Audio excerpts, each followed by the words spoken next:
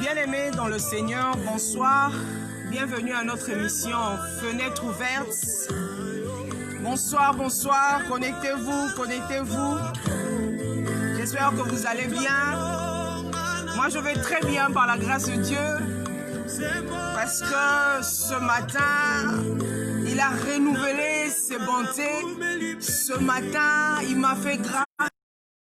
Et je lui rends grâce pour la vie, le mouvement et l'être.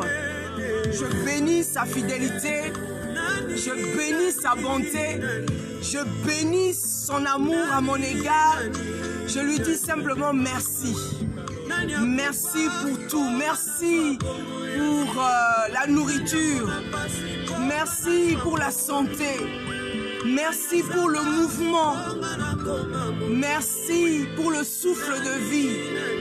Bien-aimés dans le Seigneur, écoutons ce cantique, cette adoration qui va nous aider à entrer véritablement, vraisemblablement, certainement dans le message de ce soir. Dieu nous fera du bien. Alléluia. Amina.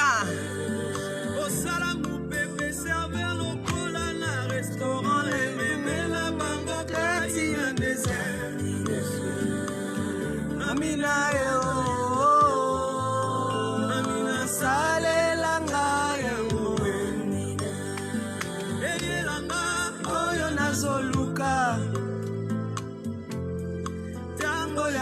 C'est le moment, Amina, descends agis. Le temps de l'esprit, c'est maintenant, ce n'est pas demain, c'est maintenant.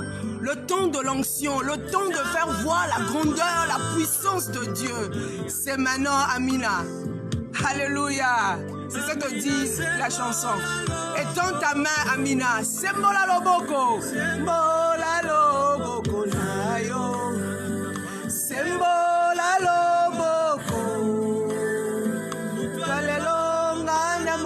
Ce soir, je veux te voir, Amina. Sembola loboko. C'était un aoumelipe mingi. Appétit, j'ai trop duré. Tu es le oui et l'amen. Le oui et l'amen. Tu es le oui et l'amen, Jésus. Nani, nani. Nani, nani, nani. Nani akufa. Ponga na zwa bomo ya sima. Nani amona pasi. Ponga na zwa ngolu. Qui est mort pour moi la croix pour que je puisse avoir la vie éternelle? Yes, qui est mort pour moi à la croix pour que je devienne une personne d'abondance.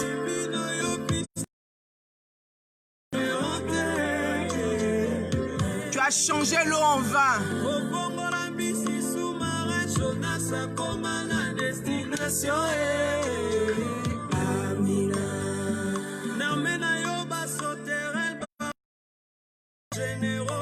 Selon Joël de 25. Amina. Oh, Isabara.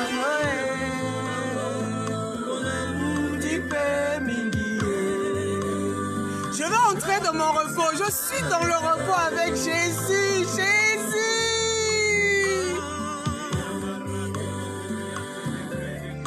Tango yango yo. Tango mafuta. Tango mafuta, tango molimo. Tango mafuta,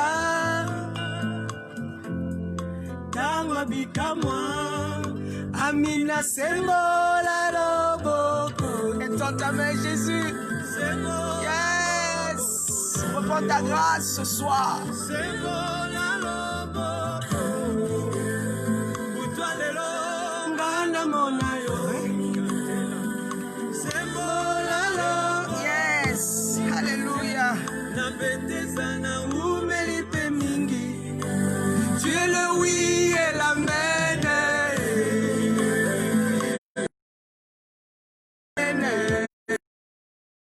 Jésus, je t'adore, je t'aime. Ça fera vraiment du bien à quelqu'un. Alléluia, alléluia. Partagez, s'il vous plaît, bien-aimés dans le Seigneur, partagez.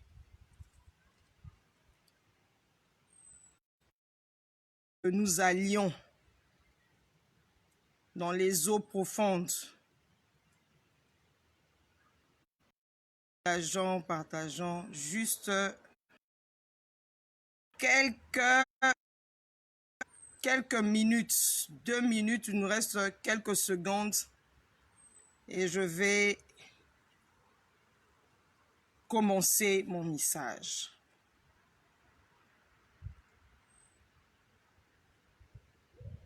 Alléluia. Gloire soit rendue à l'agneau. Bien-aimés dans le Seigneur, bonsoir, bonsoir, bonsoir. Bienvenue à notre émission Fenêtre ouverte. Ce soir, je dis de l'homme, c'est sa mentalité. C'est sa façon de voir les choses. C'est ta mentalité, c'est ma mentalité qui nous boostera, qui nous aidera, n'est-ce pas, à concrétiser, à coucher, à mettre en évidence ce que Dieu nous a dit, à mettre en évidence ce que nous avons vu dans les auteurs, ce que soit la foi. Lorsque le cœur reçoit la foi. Bien-aimés dans le Seigneur, j'ai constaté, après plusieurs entretiens,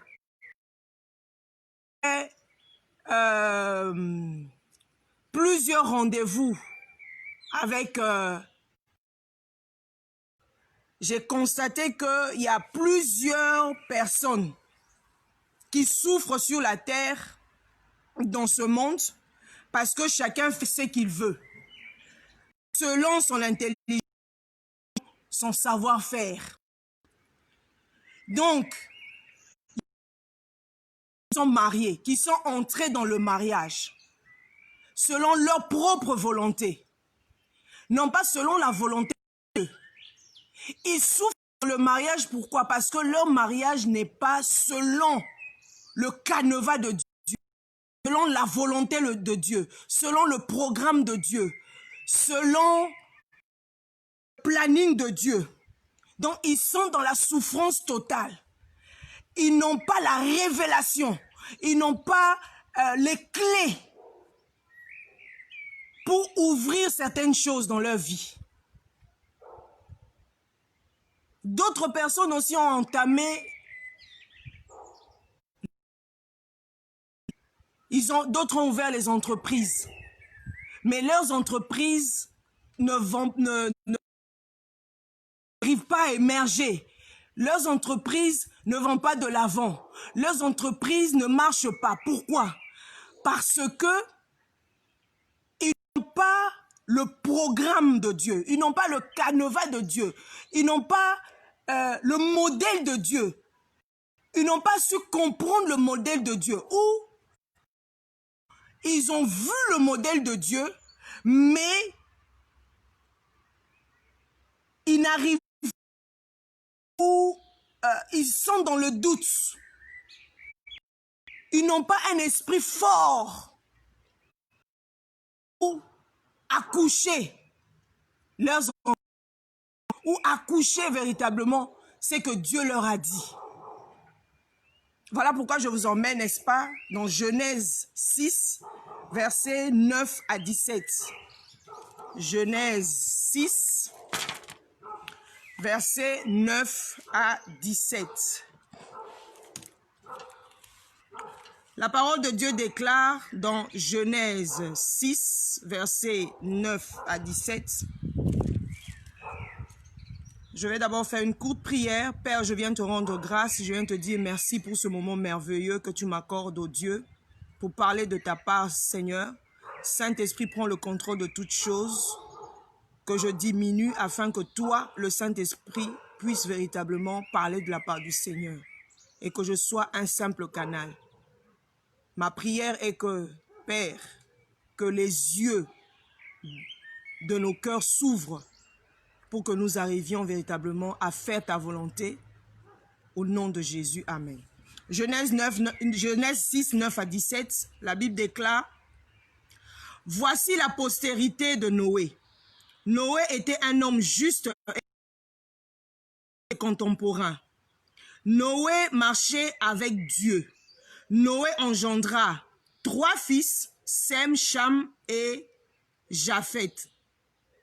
La terre était corrompue devant Dieu. La terre était pleine de violence. Vit que la terre était corrompue, car toute chair avait une conduite corrompue sur la terre. Alors Dieu dit à Noé: j'ai décidé de mettre fin à tout, car la terre est pleine de violence. Je vais donc les détruire avec la terre. Fais-toi une bois de gopher, tu disposes 7 arches en cellules et tu la couvriras d'un enduit en dedans et en dehors. Tu verras comme suite.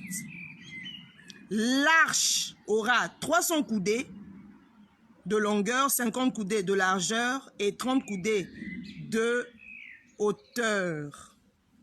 16. Tu feras à l'arche une couverture d'une coudée, disposée tout en haut. Tu placeras la porte de l'arche sur le côté. Tu feras un étage inférieur, un second et un troisième. 17. Et quant à moi, je vais faire venir le détruire toute chair qui, sous le ciel, a souffle de vie, tout ce qui est sur la terre. Genèse 7, 17 à 23. Genèse 7, 17 et 23, pardon. 17 d'abord. Le déluge dura sur la terre pendant 40 jours. Les eaux montèrent et empêchèrent l'arche qui fut soulevée au-dessus de la terre. Le dernier verset 23. Dieu effaça tous les êtres qui étaient à la surface de la terre. Ils furent effacés de la terre. Il ne resta que Noé et ceux qui étaient avec lui dans l'arche, la parole de Dieu. Donc, dans cette portion des Écritures, il s'agit d'un homme juste et intègre. Et cet homme est Noé. Donc, au temps de Noé, les gens méchants, ils ne marchaient pas selon la volonté de Dieu, selon l'ainsi dit l'Éternel. Et Noé était intègre et juste. Donc, Dieu donne à Noé les directives. Il lui dit de construire une arche, il lui donne les instructions et ce dernier arrive à respecter ce que Dieu lui avait dit de faire. Noé reste dans l'arche avec sa famille. Dans l'arche, ils étaient au nombre de fils et leur épouse et son épouse, donc l'épouse de Noé, ils étaient au nombre de 8. Noé est entré dans l'arche avec, n'est-ce pas, sa famille et avec les animaux par espèce, donc 2 à 2. Était entré dans l'arche avec sa famille et donc Noé est resté dans l'arche. Noé a su, n'est-ce pas, comprendre ce que Dieu lui avait dit, ce que Dieu lui a montré. Noé a vu le plan de Dieu dans les autres. Noé a vu le plan de Dieu dans le surnaturel. Noé a vu le plan de Dieu dans le subtil. Noé a vu le plan de Dieu dans le monde immatériel. Noé, ce qu'il a fait, il a reproduit avec exactitude ce qu'il avait vu dans le monde spirituel. Voyez-vous? Et il a su reproduire avec exactitude. Avec exactitude. Le modèle de Dieu, c'est qu'il a vu dans le surnaturel. Combien d'entre nous, comme je l'ai dit dans mon introduction, souffrent sur cette terre? Pourquoi? Parce que ils font les choses selon leur savoir, selon leur intelligence, selon leur sagesse. Ils ne font pas les choses en consultant Dieu. Ils ne font pas les choses en demandant à Dieu exactement, Père, qu'est-ce que tu veux exactement que je fasse? Qu'est-ce que je Qu'est-ce que je dois matérialiser? Qu'est-ce que je dois mettre en exergue? Qu'est-ce que je dois reproduire avec exactitude? Voilà pourquoi plusieurs personnes souffrent sur cette terre. Plusieurs personnes ont même commis terre. Mais ils sont arrivés à un moment donné de leur vie ou de leur ministère où plus bien, où tout marche au rythme de leur entendement du ciel, mais au rythme de leur... Pourquoi? Parce que ils n'ont pas reproduit ce que Dieu leur a dit dès le commencement. Je te pose la question, je me pose aussi la question, qu'est-ce que Dieu t'a dit? Qu'est-ce que tu as vu dans le surnaturel? Quel est le canevas de Dieu par rapport à ta vie? Quel est le plan de Dieu, le programme de Dieu par rapport à ton entreprise, par rapport à la vie de tes enfants, par rapport à ton mariage, par rapport à tes finances, par rapport à tout ce que tes mains touchent? Quel est le programme de Dieu? Quel est le plan de Dieu? Quelles sont les instructions que Dieu t'a données dans le surnaturel? Qu'est-ce que tu as vu pendant que tu étais en train de prier? Pendant que tu étais en train de méditer la parole de Dieu? Pendant que tu étais en train de ruminer la parole de Dieu? Pendant que tu étais en train de dire sur la parole de Dieu? Qu'est-ce que l'Esprit de Dieu t'a dit? Qu'est-ce que tu as vu dans le surnaturel? Lorsque le cœur reçoit. Au préambule, il faudrait que j'arrive, n'est-ce pas, à définir c'est quoi d'abord le cœur. Le cœur, dans le sens spirituel, c'est pas le cœur atomique. C'est l'âme de la personne. C'est l'âme de la personne, c'est ça le cœur. Voilà pourquoi la Bible dit, garde ton cœur plus que toute autre chose, car de lui viennent les sources de la vie. Car c'est au niveau de ton cœur, les sources de la vie. C'est le cœur qui, n'est-ce pas, a le dernier mot. Et dans l'âme, qu'est-ce que nous avons dans l'âme? On a l'intelligence, on a la volonté ou le libre arbitre, on a les émotions, la conscience, la volonté ou le libre arbitre, les sentiments et les... C'est au niveau de son âme, lorsque le cœur reçoit la foi. Et qu'est-ce que la foi? La foi est simplement, la Bible nous dit, la foi vient de ce qu'on entend, de la parole de Christ. La foi vient de ce qu'on entend vient de la parole de Christ. Donc, la foi est le résultat de la parole de Christ. C'est le résultat de la parole de Christ. C'est la saisie, c'est que ton esprit saisit, la révélation que tu saisis lorsque la parole de Dieu sort, lorsque tu médites la parole de Dieu. C'est ce que, n'est-ce pas, ton esprit arrive à capter, ton esprit arrive à saisir, n'est-ce pas? Et c'est ça, c'est le résultat de la parole de Dieu. La foi aussi, ou vers le naturel. La foi, c'est aussi c'est avoir la confiance en la parole de Dieu. J'ai confiance en la parole de Dieu. Qu'est-ce que la parole de Christ me dit? Qu'est-ce que la parole de Christ me dit, par exemple, sur le vol? Ma Bible me dit de ne pas voler. Voler chez mon prochain. Et ma Bible me dit d'aimer mon prochain comme moi-même. Donc, je ne peux pas aller voler. Donc, c'est ça la parole de Christ.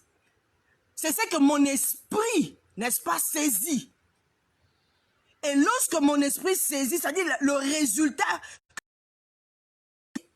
c'est que j'écoute. Je ne peux pas aller voler. je connais les conséquences du vol. Qu'est-ce que le vol peut engendrer dans ma vie? La foi aussi, c'est voir comme Dieu voit. Lorsque je vois mon enfant malade, que me dit la parole de Dieu, je dois voir comme Dieu est malade. Je dois renoncer à la maladie. Parce que lorsque Jésus voyait les malades, Jésus priait pour les malades, Jésus chassait les malades. Donc, je vois dans le monde spirituel, je comprends les choses comme Dieu comprend, comme Dieu. Un manque surgit dans ma vie. Je sais que Dieu est dans ma vie. Je comprends les choses comme Dieu voit. Donc, c'est ça la chose comme Dieu voit. Dans le sens physique, mais dans le sens spirituel. Lorsque le cœur reçoit la foi. Donc, Noé, au niveau de son cœur, au niveau de son âme, c'est là le problème de l'homme. Au niveau de son âme, la Bible nous dit que Dieu a trouvé Noé comme étant un homme intègre et juste. L'intégrité, son cœur était intègre. Au niveau de son âme, il était intègre et juste. Par rapport à ses contemporains, Noé était juste et intègre. Donc, le fait que le cœur de Noé était juste et intègre, Noé a été visité par Dieu. Lorsqu'il a été visité par Dieu, Dieu lui montre son plan. Lorsqu'il lui montre son plan, il le voit sur le plan. Dans son esprit, saisit le plan de Dieu. Et lorsqu'il saisit le plan de Dieu, Noé doit mettre le plan de Dieu, le modèle de Dieu, le canevas de Dieu, le programme de Dieu. Évidence, parce que Dieu est esprit. Dieu lui communique quelque chose sur le plan spirituel de son âme, au niveau de son esprit. Au niveau, l'esprit, n'est-ce pas, c'est le côté divin. Il capte le plan de Dieu du côté de son du côté divin, au côté de son esprit. L'esprit, c'est le souffle. Comme la Bible dit que Dieu, après avoir créé Adam et Ève, de Dieu, le côté divin, Noé entre dans le monde spirituel et il comprend, n'est-ce pas, le plan de Dieu. Doit arriver à matérialiser le plan de Dieu, doit accoucher le plan de Dieu, doit mettre en évidence le plan de Dieu, doit reproduire le programme de Dieu, doit mettre en exergue le canevas de Dieu, doit matérialiser le projet de Dieu.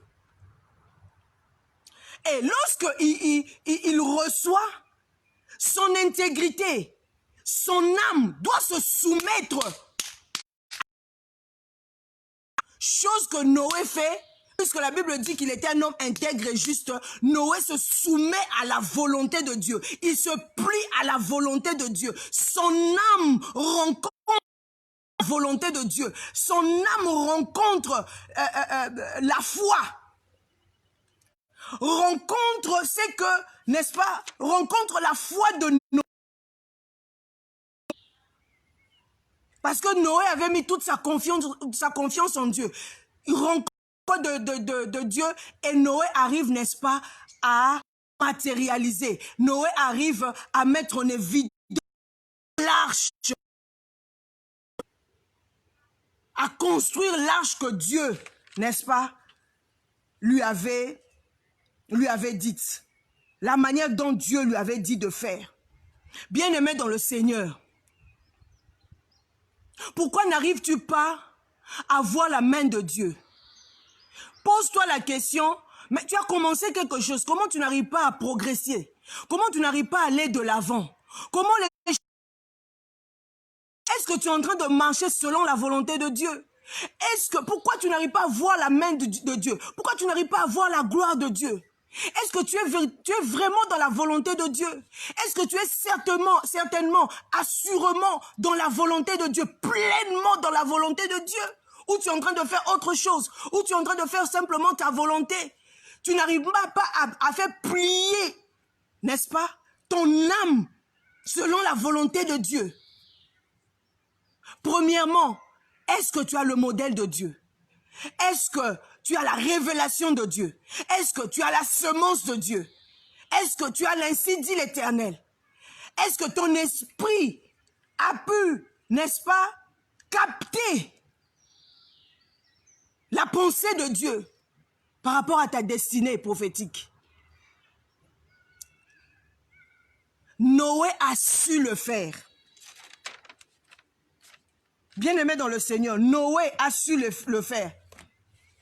Noé a su le faire. Noé n'a pas résisté, il a su le faire. Et la preuve en est que lorsqu'on lit l'histoire de Noé, on verra que la pluie était tombée. Pourquoi? Parce que Noé avait respecté les directives de Dieu, les instructions de Dieu, avec exactitude. Ce que Dieu avait, ce que dans le surnaturel, c'est ce qu'il a su reproduire. Le Seigneur est sauveur. Mais comment les choses ne marchent pas? Comment on n'arrive pas à aller de l'avant? Est-ce que nos âmes sont vraiment soumises au Seigneur? Les choses n'arrivent pas à couler de nos esprits. Pourquoi? Parce que on n'arrive pas à faire soumettre notre volonté à la volonté du Seigneur. Voilà pourquoi David dit, mon âme bénit l'Éternel, mon âme fait la volonté du Seigneur, mon âme incline-toi à la volonté du Seigneur. Bien-aimés dans le Seigneur, bonsoir. Il y a plusieurs personnes, bien-aimés dans le Seigneur, bonsoir, qui ont commencé connectez-vous. le business, qui ont commencé. Pourquoi? Les choses que Dieu lui a dit de faire marchent. Son entreprise marche, sa maison marche, la vie de ses enfants marche, son foyer va de l'avant,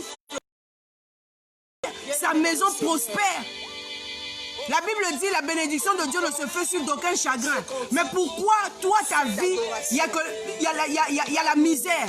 Les choses ne marchent pas. Si la bénédiction de Dieu ne se fait sur d'aucun chagrin, pourquoi chez toi, il y a le chagrin, il y a la souffrance? C'est qu'il y a un problème. C'est qu'il y a un problème. Qu'il faut interroger à Dieu, est-ce que je suis en train véritablement de reproduire ce que tu m'as dit de faire ou pas? Bien-aimé dans le Seigneur, il y a un homme de Dieu, Élie, était un homme terrible, un prophète terrible, un prophète selon les voies de l'Éternel. Mais à un moment donné, lorsqu'il s'est présenté devant, il s'est présenté devant les dieux de Baal, Élie n'a pas directement imploré le feu, non. Le temps de l'onction, le temps de faire non. la grandeur, la puissance. Non. C'est maintenant, Amina. Noé, Alléluia. pardon, Élie, qu'est-ce qu'il a fait? Il a d'abord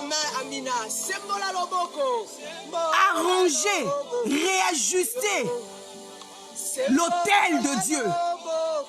Ce qu'il a vu dans le surnaturel, c'est ce qu'il devait faire. Ce soir, je veux te voir. Arranger d'abord l'autel de Dieu. Lorsqu'il a arrangé l'autel de Dieu, c'est alors que le feu est descendu. Tu es le oui et l'amen. C'est alors que le feu est descendu. Le oui et l'amen. Tu es le oui et l'amen, Jésus. C'est alors que le feu est descendu. Parce que Élie avait vu le modèle de Dieu. Il avait vu il a fait ce que Dieu lui avait dit de faire. Dans le monde spirituel, il y a les principes divins. On ne marche pas comme ça avec Dieu. Il faut respecter, n'est-ce pas, les principes divins. Élie a respecté les principes divins et le feu était descendu. Le feu n'était pas descendu comme ça parce que oui, on se dit que oui, je suis le prophète majeur. Non, mais ce qu'il a fait, il s'est soumis à la volonté de Dieu. La volonté de Dieu était d'abord de rétablir l'autel, d'arranger l'autel selon la volonté de Dieu. Il n'a pas fait montrer au Dieu de Baal que oui, au prophète de Baal, que moi, je suis le super prophète. Il n'a pas montré au prophète de Baal que je suis le super prophète, non. Il a marché selon les directives de Dieu.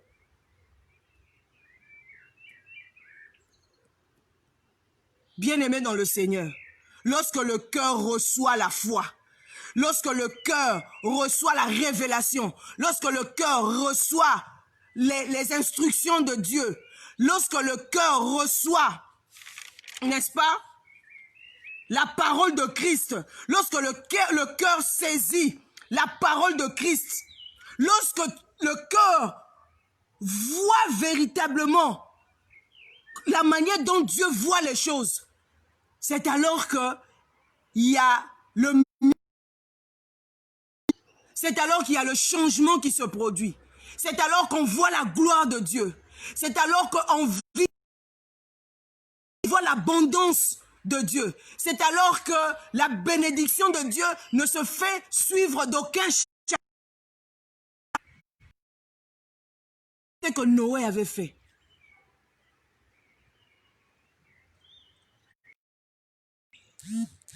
Plusieurs femmes aiment imiter le foyer des autres. Le mariage des autres. Oui, j'ai vu ma copine et tout.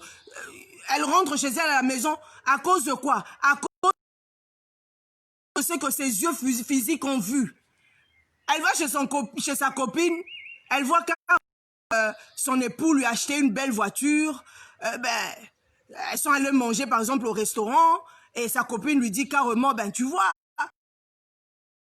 une belle voiture et on envisage par exemple aller à Miami, on envisage et tout. Mais femme, tu connais pas comment ils vivent, tu connais pas leur revenu, tu connais pas le chemin de leur famille, tu connais pas leur projet. Elle t'a pas dit, elle n'a pas par exemple expliqué la profondeur. Ils ont fait, comment ils se sont battus pour arriver là où ils sont arrivés. Elle te l'a pas dit. Et il y a des femmes comme ça, quand elles rentrent chez elles à la maison, arrivées à la maison, ben, elles arrivent à coincer l'homme, afin d'avoir des discussions inutiles, à coincer l'homme, à pousser l'homme même au vol. Tu dois carrément m'acheter une voiture. Il y a ma copine, son mari lui a acheté une... Tu sais pas ce que son mari fait. Peut-être qu'il vend la drogue, tu sais pas. Tu connais pas le revenu. Elle va pas tout te dire. Elle te dira pas les secrets de sa maison, de son foyer. Elle te dira pas tout.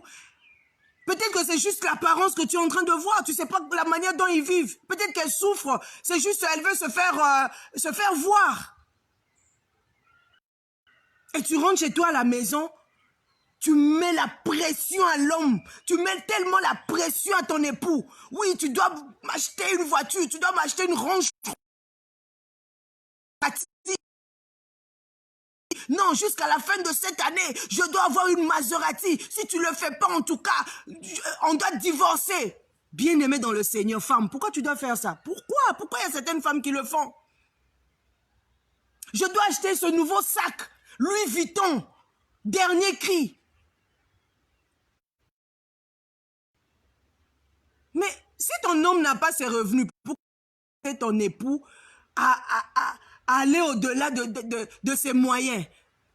Aller peut-être voler. Pourquoi? Soumets ta volonté femme à Dieu. Que ton cœur rencontre véritablement la foi, la révélation de la parole. L'ainsi dit l'Éternel. La parole de Christ qui va changer ton âme, qui va changer ton âme. Ton âme sera pliée à la volonté de Dieu. Ton âme sera pliée à ce que Dieu a dit à ton époux, à ce que tu verras. Pendant que tu seras en train de méditer, Dieu va t'ouvrir les yeux de l'esprit. Il t'ouvrira les yeux de ton cœur et tu verras ce que Dieu veut véritablement pour ta maison, ce que Dieu veut véritablement pour ton mariage, ce que Dieu veut véritablement pour la vie de tes enfants. Sois hier qui sait chercher Dieu, une femme qui sait interroger le ciel, pas dans les auteurs, le cœur de Dieu. Une femme qui veut impacter sa génération. C'est cette femme qui vit au niveau de l'esprit et non au niveau de son âme. Rencontre la foi, lorsque le cœur rencontre la révélation de Dieu, lorsque le cœur rencontre les paroles de Christ, lorsque le cœur rencontre le subtil du surnaturel, et que la à mettre en évidence ce qu'il a vu dans le surnaturel. Bien-aimés dans le Seigneur, il est temps que nous nous interrogions. Est-ce que je suis en train de reproduire dans le surnaturel, dans le secret, quand j'étais en prière, ou je suis en train de faire autre chose? Pourquoi ta souffrance est-elle continuelle? Pourquoi la souffrance perdure? Parce que tu ne veux pas faire soumettre ton âme à Dieu. Tu ne veux pas faire soumettre ton cœur à Dieu.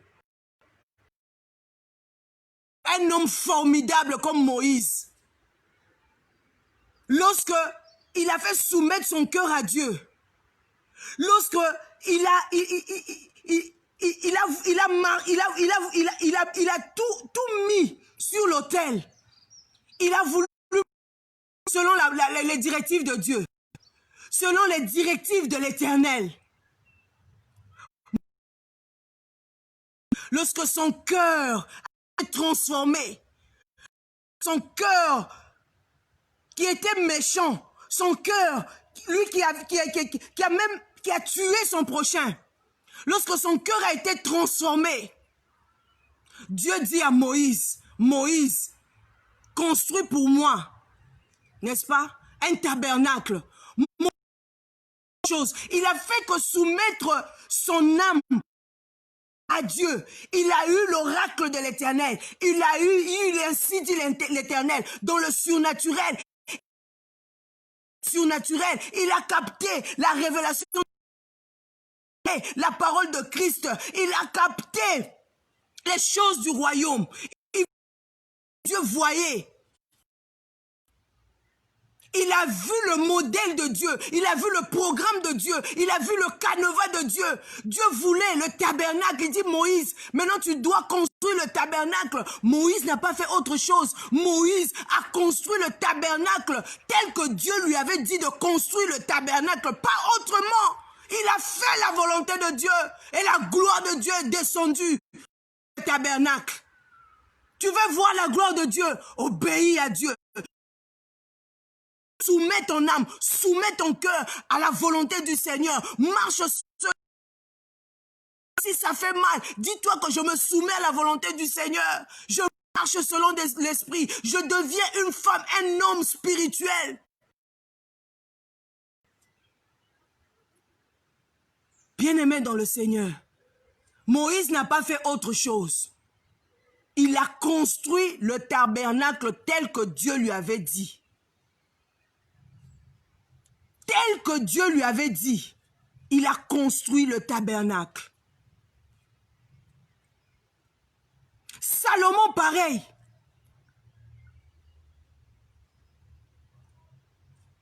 Quand il a construit, n'est-ce pas, le temple, Salomon n'a pas fait autre chose. Il a respecté à la lettre ce que Dieu lui avait dit de faire. Il a respecté à la lettre ce que Dieu lui avait dit de faire. Il a construit le temple. Selon le modèle de Dieu, selon le programme de Dieu, selon le bâtiment du cœur de Dieu. Il s'est soumis à la volonté de Dieu. Il s'est soumis au plan de Dieu. Jusqu'à ce qu'il construise, n'est-ce pas, le temple.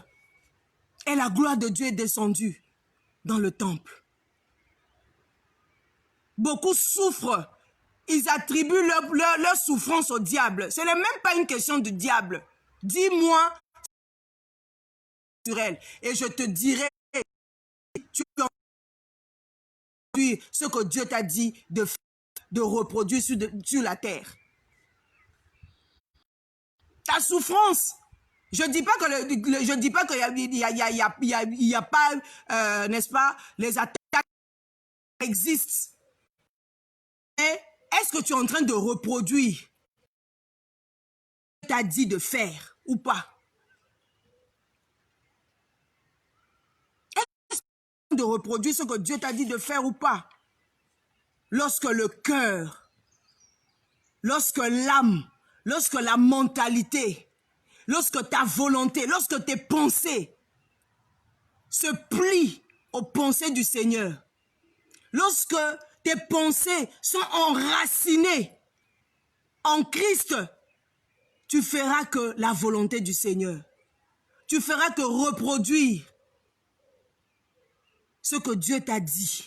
Tu ne feras pas autre chose.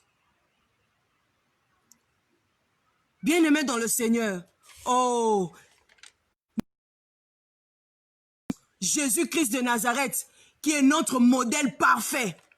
Jésus, lui qui est venu sur la terre pour faire la volonté.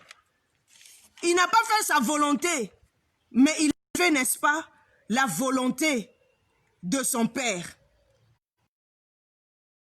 À un moment donné, Jésus, il devait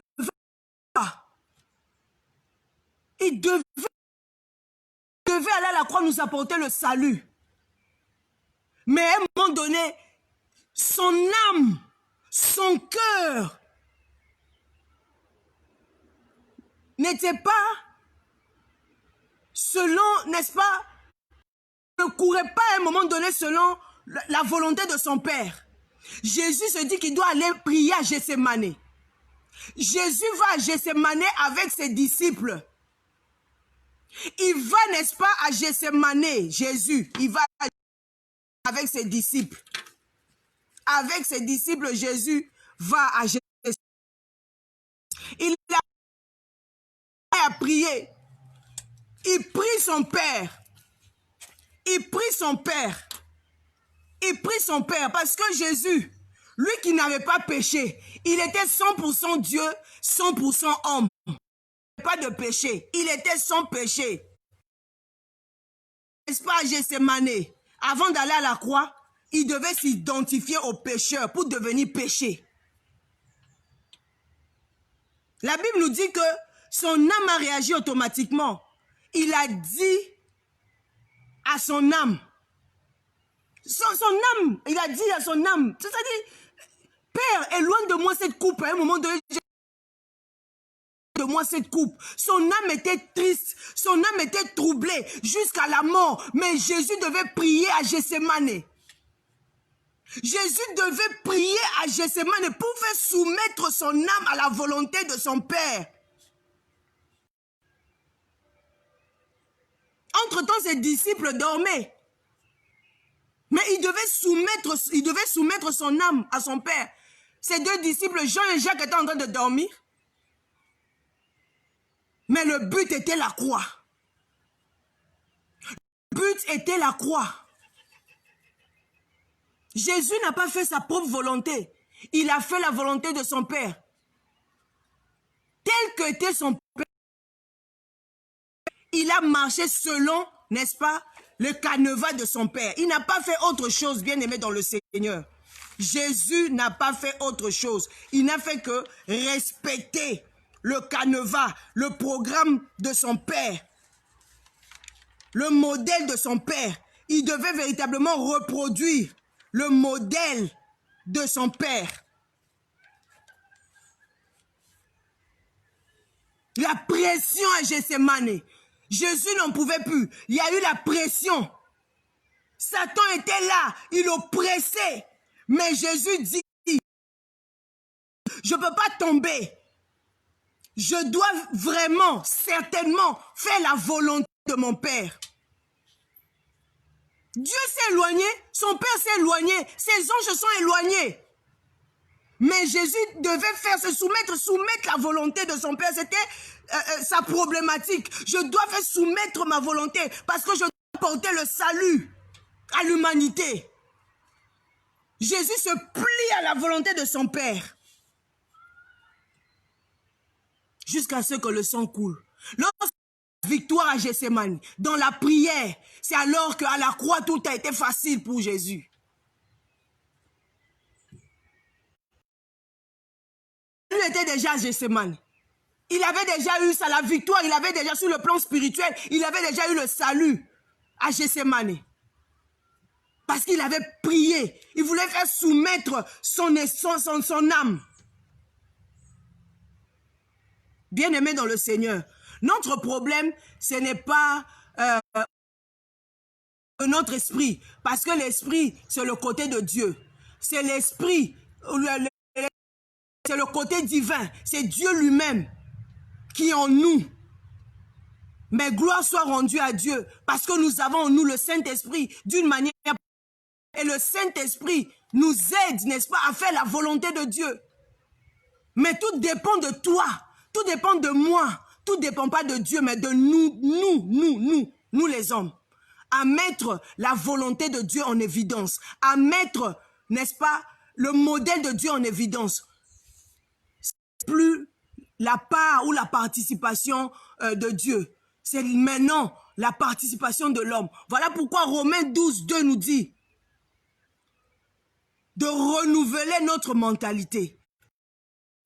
Notre âme, de renouveler la mentalité, de renouveler nos pensées, renouveler. C'est au niveau de l'âme, le renouvellement de l'intelligence. La parole descend. Lorsque la parole de Dieu descend, on a la foi. La foi vient, on saisit, n'est-ce pas, la parole de Dieu. Et cette parole, la parole de Christ, et cette parole va pour booster. Le Saint-Esprit vient, fait couler, n'est-ce pas, le Zoé de Dieu, la Quant à nous, c'est de faire soumettre notre âme, c'est de faire soumettre la volonté, c'est de faire soumettre nos pensées, la volonté, notre intelligence, la sagesse humaine, afin que ce qui est dans notre esprit puisse vraiment couler. Lorsque le cœur reçoit la foi.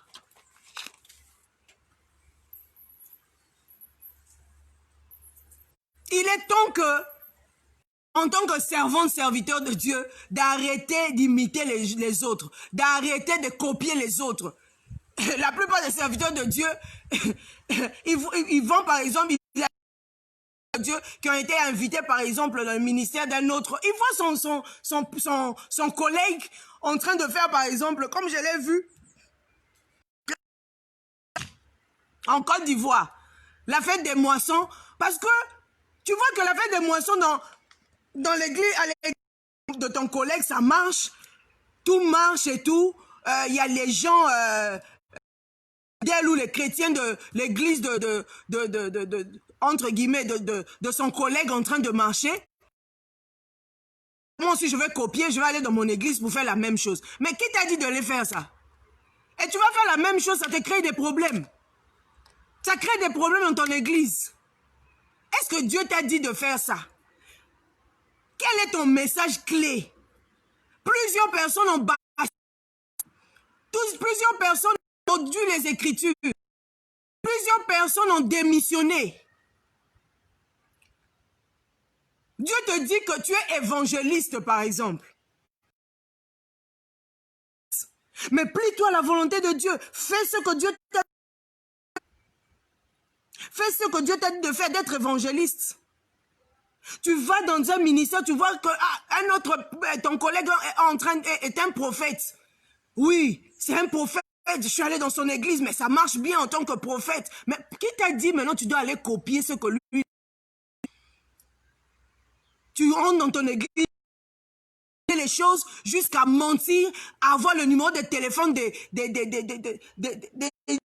ton église ou ailleurs et tout.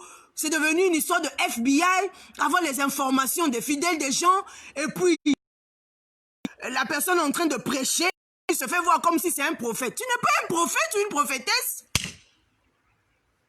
Dieu t'a pas dit ça, c'est pas ce que tu as vu dans le... C'est pas ton modèle, c'est pas ton programme. Dieu t'a pas dit ça. Je suis désolé.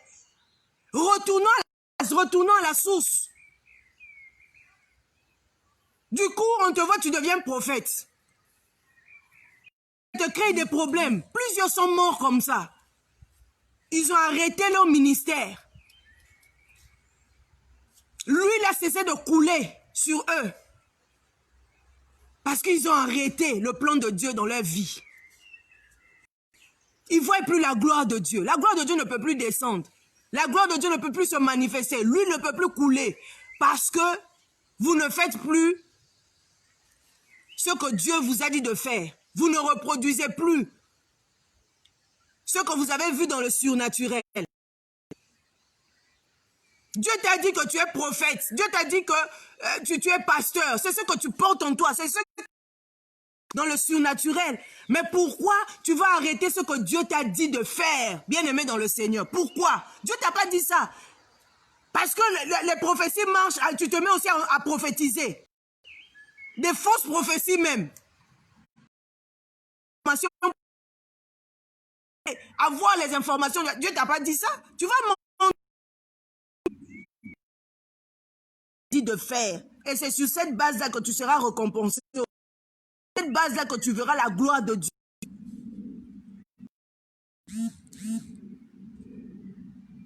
Plusieurs sont tombés dans l'envie. Plusieurs sont tombés dans la haine, dans la jalousie, dans la comparaison, dans le challenge.